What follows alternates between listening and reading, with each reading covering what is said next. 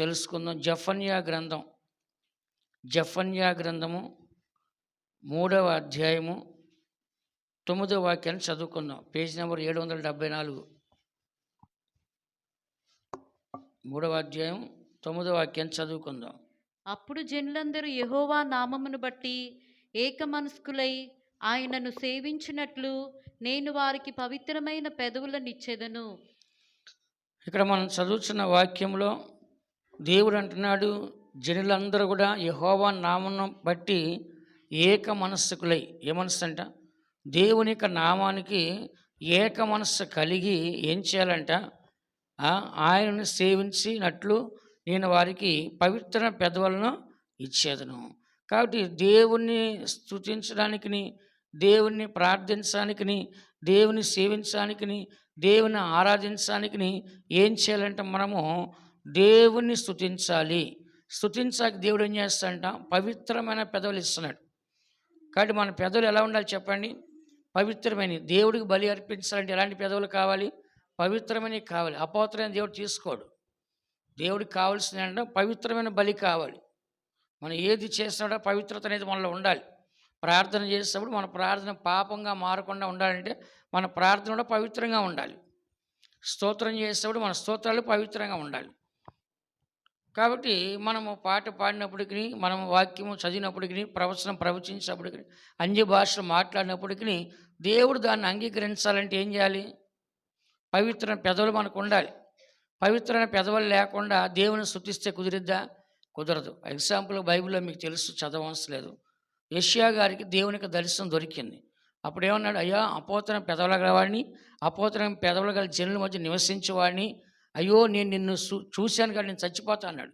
అంటే ఒక పాపము చేసేవాడు దేవుని చూసి చచ్చిపోతాను భయం. అదే ఒక పరిశుద్ధుని దేవుని చూస్తే భయపడాల్సిన అవసరము లేదు. నేను తప్పుగా ఉన్నాను కాబట్టి, దేవుని నేను చూశాను కాబట్టి దేవుడు నన్ను ఏం చేస్తాడు? చంపేస్తాడేమో అని భయపడేవాళ్ళు ఆ దినాలు. ఎందుకంటే బైబిల్లో దేవుడు చెప్పాడు, ఎవడు నన్ను చూస్తే వాడు నిత్యముగా చచ్చిపోతాడని చెప్పాడు. కాబట్టి యెషయాకి ఏం పట్టుకుందంట? భయం. చదవండి 6వ అధ్యాయం యెషయా గ్రంథంలో ఆయన చెప్తున్నాడు, నాకు అపవిత్రమైన పెదవులు ఉన్నాయి. యెషయా గ్రంథము 6వ అధ్యాయం 5వ వాక్యాన్ని చదువుకుందాం. నేను అపవిత్రమైన పెదవులు గలవాడను, అపవిత్రమైన పెదవులు గల జనుల మధ్య నివసించువాడను, నేను నశించి తిని, రాజును సైన్యములకు అధిపతియగు యెహోవాను నేను కన్నులారా చూచితిని అనుకుంటుని. ఇక్కడ మనం చూసినట్లయితే అతను అంటున్నాడు, అయ్యో నేను అపవిత్ర పెదవుల గలవాడను, అపవిత్ర పెదవుల గల జనుల మధ్య నివసించేవాడును, దేవుని చూశాను కాబట్టి నేను నశించిపోతానేమో. ఎందుకు ఇదంతా చదువుతున్నామంటే దేవుని స్తుతించే వ్యక్తి పవిత్రముగా స్తుతించాలి. పవిత్రం ఏం చేయాలంటే పెదవులతో స్తుతించాలి. అపవిత్రమైన పెదవులతో స్తుతిస్తే దేవుడు దాన్ని అంగీకరించడు. బైబిల్లో రాస్తుంది, దేవునికి బలి ఇచ్చేటప్పుడు మేకైనా, గొర్రెైనా, కోడైనా, దూడైనా, పావురమైనా ఏం చేయాలంట? పవిత్రమైన పట్టుకెళ్ళాలి. కుంటిదాన్నో, గుడ్డిదాన్నో, జబ్బుదాన్నో పట్టుకెళ్ళి ఇవ్వకూడదు. దేవుడికి అలాంటిది ఇవ్వకూడదు. మంచిది బైబిల్ రాస్తుంది, శ్రేష్టమైనది వాళ్ళ దేవునికి. ఎవరికి వాళ్ళంట? శ్రేష్టమైన దాన్ని దేవుడికి ఇవ్వాలి. కొన్ని సందర్భాలు నేను చూశాను, ఈ 5 రూపాయల నోట్లు కొంతకాలం చెల్లలేదు. ఆ మధ్యకాలం చెల్లవని చెప్పేసిన తర్వాత చర్చిలో వచ్చి అన్ని 5 రూపాయలు కాదు తెచ్చిపోయేవాళ్ళు. అవి ఎక్కడ చెల్లవు కదా, నేనేమో గుడ్డోడిని కళ్ళు మూసుకొని ప్రాణం చేసుకుంటాం కాబట్టి నాకు ఇచ్చిపోయేవాళ్ళు. ఆ తర్వాత ఏం జరిగింది, మొన్న ఈ మధ్య 500 కాయలు 2000 రూపాయల నోట్లు మారట్లేదు. వాళ్ళు ఏం చేస్తారు? అవి పట్టుకొచ్చిస్తున్నారు, అవి తీసుకొచ్చేస్తున్నారు. ఇవి చెల్లవు కదా, ఆయన ఎటన్స్ వస్తాడు, ఆయన బాధ అయిన పడతాడు. ఇచ్చేది ఎవరికి? మనము దేవునికి మనం తీసుకెళ్ళి కానుక ఇస్తున్నాం, కానీ నాకు ఇస్తున్నా అని చెప్పి ఎప్పుడు మనం అనుకోకూడదు. దేవుడికి ఇచ్చేటికి ఇష్టపూర్తిగా మనస్ఫూర్తిగా మనము ఇవ్వాలి. ఏదో దేవుడు బ్రదర్ చూడాలి అని చెప్పేసి, లేదా కాను డబ్బా చూడాలని చెప్పేసి మనం అట్లా వేసామనుకోండి, దేవుడు అన్నీ చూస్తాడు. ఇప్పుడు 100 మంది యేసు ప్రభు ఫాలోవర్స్ ఉన్నారు, 1000 మంది ఫాలోవర్స్ ఉన్నారు. ఆయన ఎక్కడికి వెళ్ళినా మినిమం 5000, 10,000, 20,000 ఉండేది వెనకాల. ఆయన ఎక్కడుంటే అక్కడ అన్ని 1000 మంది ఉండి ఆ రోజుల్లో అంత క్రౌడ్ ఎక్కడున్నప్పుడు చెప్పండి. అయినా కూడా ఆయన కోసం 24 గంటల జనాలు తిరిగేవాళ్ళు. రోగాలు, దెయ్యాలు అన్నీ పోయాయి. ఆ సమయాన్న అందరూ కానుకేస్తారు. మీటింగ్ అయిపోయిన తర్వాత ఒక డబ్బా పెట్టిన తర్వాత యేసు ప్రభు అందరం చూస్తున్నాడు. చూసినప్పుడు ఆయనకి హార్ట్ టచ్ అయింది ఎవరంట? పేద విధవరాలు ఒకే ఒక కాసు వేసిందంట. ఆమె దగ్గర ఉంది ఒకే ఒక కాసు అంట. ఆ ఒక కాసు వేసేసి వెళ్ళిందంట. అప్పుడు చెప్పాడు యేసు ప్రభు, అందరూ సమృద్ధుల నుంచి కొంచెం వేశారు, కానీ పేద విధవరాలు ఏం చేసిందంట, తనకున్నదంతా వేసేసింది. దేవుడు చూస్తున్నాడు చూడలేదా? నేను కనిగిరి అనే స్థలంలో సేవ చేశాను, ప్రకాశం డిస్టిక్లో. అక్కడ అందరూ ఏం చేస్తారంటే బయలుదేరి పనికి వెళ్ళిపోతారన్నమాట. మహారాష్ట్ర, కర్ణాటక, బెంగళూరు, చెన్నై వెళ్ళిపోతే వాళ్ళకి రోజుకి 1000 రూపాయలు, ఒక్కొక్కరు 2000 రూపాయలు ఉన్నది వర్కర్స్కి, మేషన్ పని చేసే వాళ్ళకి. వాళ్ళు ఏం చేస్తారంటే సంవత్సరం అంతా అక్కడ ఉండి సంవత్సరం 2 నెలలు మాత్రం ఇక్కడికి వస్తారు. ఇక్కడ ఏం చేస్తారంటే వాళ్ళ అమ్మ నాన్న ముసలోళ్ళు చిన్నపిల్లలు ఇక్కడ చదువులకు వదిలేసి భార్య భర్త వెళ్ళిపోతారు. కొద్ది వయసులో ఉండి అందరూ వెళ్ళి సంపాదించి వస్తారు. ఎందుకంటే ప్రకాశం డిస్టిక్లో పంటలు ఉండవు, రాళ్ళు రప్పలు, నీళ్లు ఉండవు, ఏమీ ఉండవు అక్కడ. కాబట్టి ఇలా ఏం చేస్తారు, సంవత్సరం వస్తారు. ఎప్పుడు వస్తారు? అక్టోబర్లో ఎప్పుడు వస్తారు. అప్పుడు డిసెంబర్, జనవరి దాకా ఉండి వెళ్ళిపోతారు అన్నమాట. వీళ్ళందరూ ఏం చేస్తారంటే చర్చికి వస్తారు. వచ్చి 2000 రూపాయల నోటు ఇచ్చి చిల్లరమ్మని నన్ను అడుగుతారు. ఎంత? ఏ నోటు? 2000 రూపాయల నోటు నాకు ఇచ్చి చిల్లర అడిగి నాకు 10 రూపాయలు ఇస్తారు దాంట్లో. వాడిచ్చే 10 రూపాయలకి ఎంత చిల్లర ఇవ్వాలి నేను? 2000 రూపాయలు చిల్లర ఇవ్వాలి. 500 రూపాయలు నోటు ఇస్తారు. బాగా డబ్బు ఉంటుంది, సంపాదించడం వస్తారు. కానీ ఏం చేస్తారు, చిల్లర మార్చి. అందుకే నేను చెప్పాను, అమ్మా నీ 10 రూపాయలు వద్దు, నీకు ధనం వెళ్ళిపోనమ్మా, నీ చిల్లర మార్చి నా వల్ల కాదు, వెళ్ళిపోండి. ముందు ఫోన్ అని చెప్పేవాడిని. కానీ అంటే ఏంటి, చిల్లర మార్చి ఒక అడుక్కున్నోడికి వేసినట్టుగా ముష్టి వేస్తున్నారు అక్కడ. డబ్బు లేక కాదు, మార్చేది 2000 కాగితాలు, 500 కాగితాలు, డబ్బు బాగా లక్షలు సంపాదించి వస్తారు వాళ్ళు. ఎందుకు చెప్తున్నా అంటే దేవుడికి అడుక్కునేవాడు కాదండి, భిక్షం ఎత్తుకునేవాడు కాదండి. కానీ నీ యథార్థత కోసము 10 వంతులు నువ్వు సంపాదించి 1 వంతు దేవునికి ఇచ్చేస్తే అంటున్నాడు. ఎందుకని? దేవుడు ఆయుష్ ఇచ్చాడు, ఆరోగ్యం ఇచ్చాడు, జీవమునిచ్చాడు, ఊపిరిచ్చాడు, నీకు సమస్తం ఇస్తున్నాడు, దేవతలు నిత్యం పెడతాడు, సేవకుల్ని సంఘాన్ని పెడుతున్నాడు. కాబట్టి యథార్థంగా దేవుడు ఇమ్మన్నాడు. కానీ దేవుడు ఏమి తిండిపోతాడు కాదు. బైబిల్లో మీకు మొన్నసారి వాక్యం చెప్పాను, దేవుడు మనకి జీవమును ఊపిరిని సమస్తం దయచేవాడు. ఆయనకి ఏదో కొదువైనట్లుగా మనుషుల చేత సేవించబడేవాడు కాడు. ఆయనకేం కొదువై అడుక్కునేవాడు కాదు, మన చేత సేవించబడేవాడు కాదు. ఒక యథార్థత కోసం ఒక బలి అర్పించండి, మీ పాపాలు క్షమించబడాలంటే ఒక బలి అర్పించండి, లేదు మీరు ఒక ఆశీర్వాదం పొందినట్లయితే ఒక బలి అర్పించండి అన్నాడు దేవుడు. అదేనా? అందుకని ఇక్కడ మనం చదువుతున్న వాక్యంలో ఈ యెషయా యొక్క పెదాలు చూస్తే భయంకరం పాపం ఉంటుంది. ఎందుకని పాపం ఉంది? ఆయన నోరంతా కూడా ఎట్లా ఉందంటే భయంకరంగా ఇశ్రాయేలు తిడతా ఉన్నాడు. ఇశ్రాయేలు ప్రజల్ని యెషయా గ్రంథం 1వ అధ్యాయంలో తిడుతున్నాడు. చూడండి, యెషయా గ్రంథం 1వ అధ్యాయం 3వ వాక్యంలో, పాపిష్టి జనమా, దోషభరితమైన ప్రజలారా, దుష్ట సంతానమా, చెరుపు చేయి పిల్లలారా, మీకు శ్రమ. వాళ్ళందరినీ ఏం చేస్తాడంట, భయంకరంగా ఆయన ఎత్తిపోస్తూ ఉన్నాడు వాళ్ళ మీద. ఒక ప్రవక్త కాబట్టి జనాల్ని హెచ్చరిస్తూ ఉన్నాడు. కాబట్టి ఇలా హెచ్చరించిన తర్వాత తనకు తెలిసిందంటే తన నోరు కూడా బాగలేదు యెషయా. కాబట్టి సరే, కాబట్టి దేవుని బిడ్డైన మన అందరం కూడా దేవుని యొక్క సన్నిధిలో ఎలాగ ఉండాలంటే, ఒక పరిశుద్ధంగా మనం ఉండాలి అంటే కనుక దేవుని యొక్క దర్శనం మనకు కలగాలి. ఇప్పుడు దేవుడు అతను దర్శించాడు కాబట్టి అతనిలో మార్పు వచ్చే అవకాశము వచ్చింది. కాబట్టి దేవుడు దర్శించకపోతే అతనిలో మార్పు వచ్చేదా? వచ్చేది కాదు. అందుకని యెషయా గ్రంథం 6వ అధ్యాయంలో, యెషయా గ్రంథము 6వ అధ్యాయము 7వ వాక్యాన్ని మనం చదివినప్పుడు ఇతను చెప్పాడు, నేను పాపముతో లేకుండా అపోతలతో ఉన్నానని చెప్పేసి అడిగినప్పుడు దేవుడు ఏం చేశాడంట, ఒక దేవదూతను పంపించాడు. 7వ వాక్యంలో, ఇది నీ పెదవులకు తగిలిన గనుక నీ పాపమునకు ప్రాయశ్చిత్తం ఆయును, నీ దోషము తొలగిపోయిను.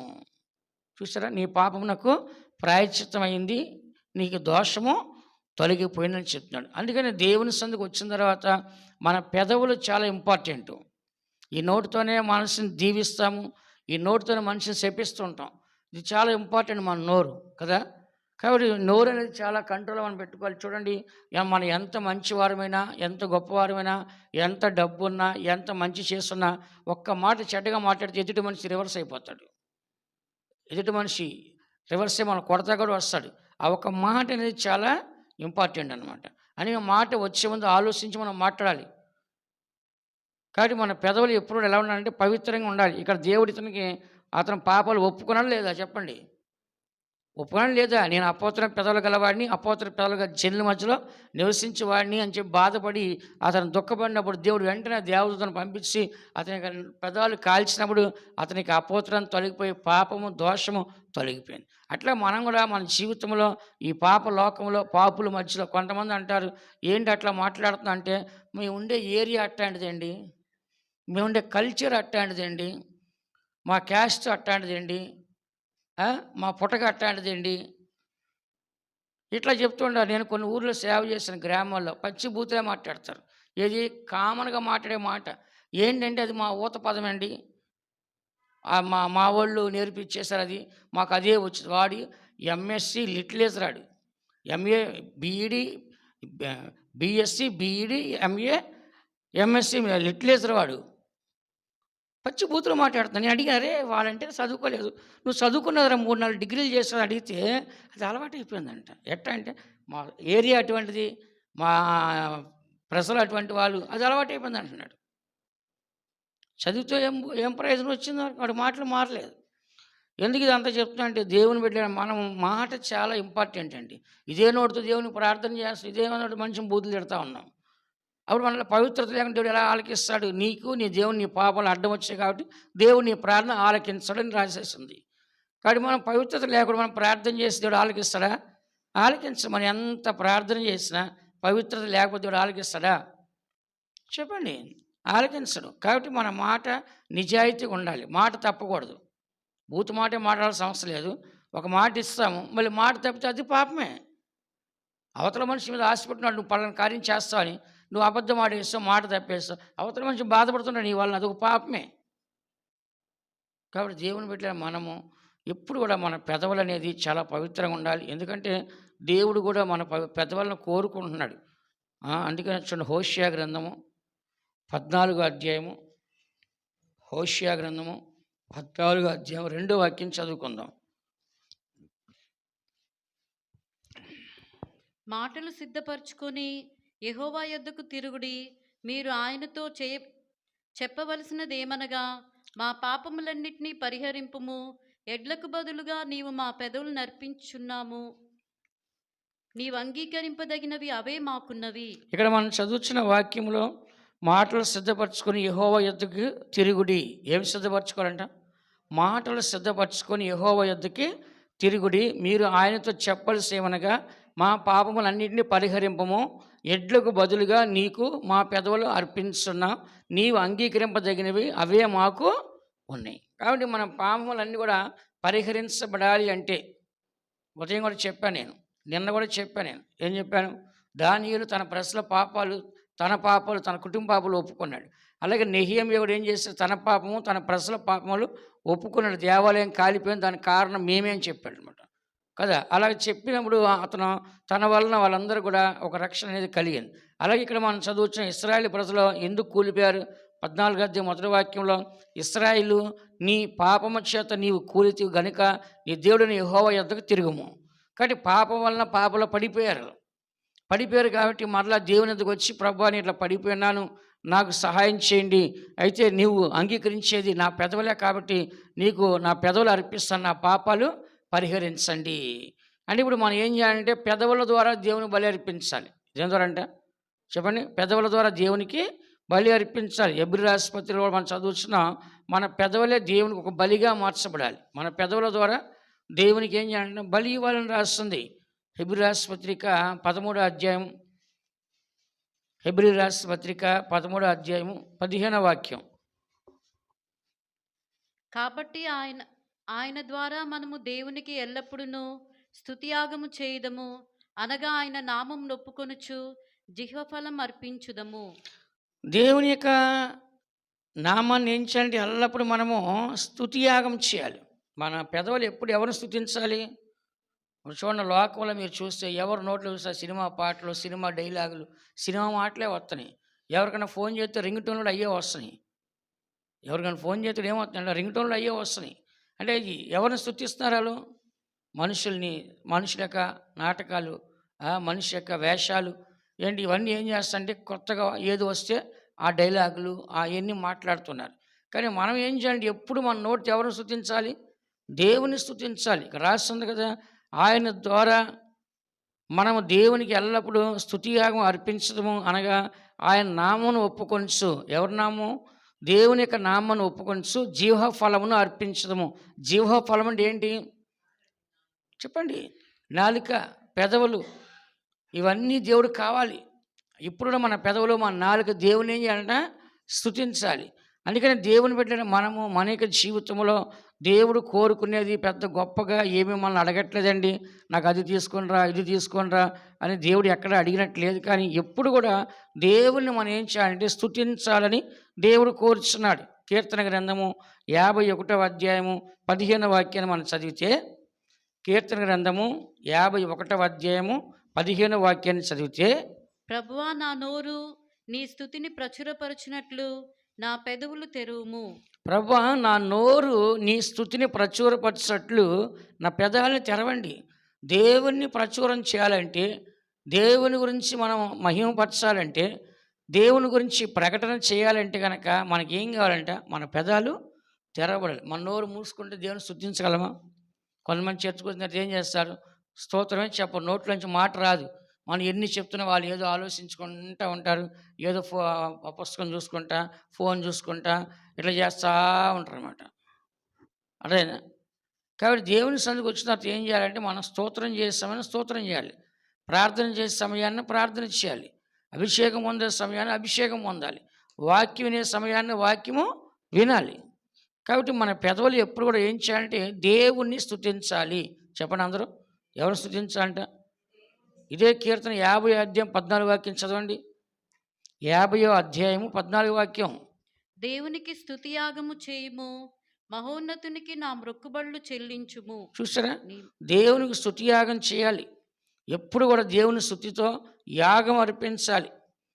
విన్నారా? సజీవ యాగముగా అంటే ఏంటి? మనం ఒక బలిగా అర్పించాలి దేవుడికి స్తుతి యాగములు. కాబట్టి దేవుడు కోరిన అంటే మన పెదవులను కోరుకున్నాడు. అంటే పెదవులతో దేవుని ఏమంట? స్తుతించాలి.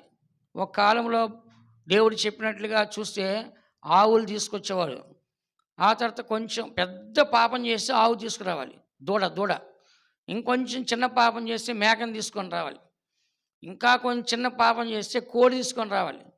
ఇంకా కొద్ది చిన్న పాపంతో గువ్వలు తీసుకొని రావాలి, పావురాలు.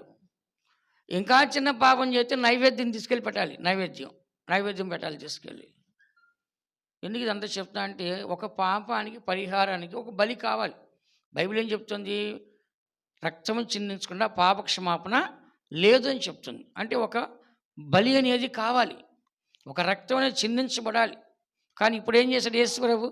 మనందరి కోసం ఆయన రక్తాన్ని చిందించాడు. మనందరి కొరకు ఆయన బలియాగంగా మారి ఉన్నాడు కదా. కోళ్ళ యొక్కయు దూళ్ళ యొక్కయు కాకుండా, మేకల యొక్కయు కాకుండా దేవుడు స్వరక్తాన్ని మన కోసము కుమ్మరించి సంఘాన్ని కొని సంపాదించుకున్నాడు. ఇదంతా ఎందుకు చెప్తున్నా అంటే, మనం ఎక్కువగా దేవుణ్ణి స్తుతించాలి. కూర్చున్నప్పుడు స్తుతించాలి, నుంచున్నప్పుడు స్తుతించాలి, నడిచేప్పుడు స్తుతించాలి, పండుకున్నప్పుడు స్తుతించాలి, పని చేసేటప్పుడు కూడా ఏం చేయాలి? దేవుణ్ణి స్తుతించాలి. ఎప్పుడు దేవుణ్ణి స్తుతిస్తూ ఉంటే మనలో చెడు మాటలు రావు, చెడు ఆలోచన రాదు, చెడు స్వభావం ఉండదు, చెడు క్రియలు ఉండవు, చెడు నడవడి ఉండదు, చెడు ప్రవక్త ఉండదు, చెడు చూపు ఉండదు. ఏంటి? ఎదుటి మనిషిని చెడ్డగా చూడలేము. మనము సమస్తం మనం పవిత్రంగా ఉండాలంటే ఎప్పుడు ఏం చేయాలి? నోట్లో చెప్పండి, ఎప్పుడు మన నోట్లో స్తుతి ఉండాలి. పవిత్రమైన పెదవులు కావాలి. ఏ పెదవులంట? చెప్పండి, ఏ పెదవులంట? పవిత్రమైన పెదవులు. అపవిత్రమైన పెదవులతో దేవుని స్తుతిస్తే అది అంగీకరించాడు దేవుడు. దేవుడికి కావాల్సినంట పవిత్రమైన పెదవులు. కాబట్టి ఒక నిమిషం మనం ప్రార్థన చేద్దాం. దేవుడు మనకు అలాంటి పెదవులు ఇవ్వాలి. మనం రోజు ప్రార్థన చేస్తున్నాం, రోజు దేవుని స్తుతిస్తున్నాం, కానీ మన ప్రార్థనకి ఒక కార్యం జరగట్లేదు అంటే మనలో పవిత్రత లేనప్పుడు జరగదు. దేవుడు అంగీకరించడం. మనం ఎన్ని గంటల ప్రార్థన చేస్తే వేస్ట్. పాపము లేకుండా ప్రార్థన చేస్తే ఒక్క మాట పలికినట్టు చాలు.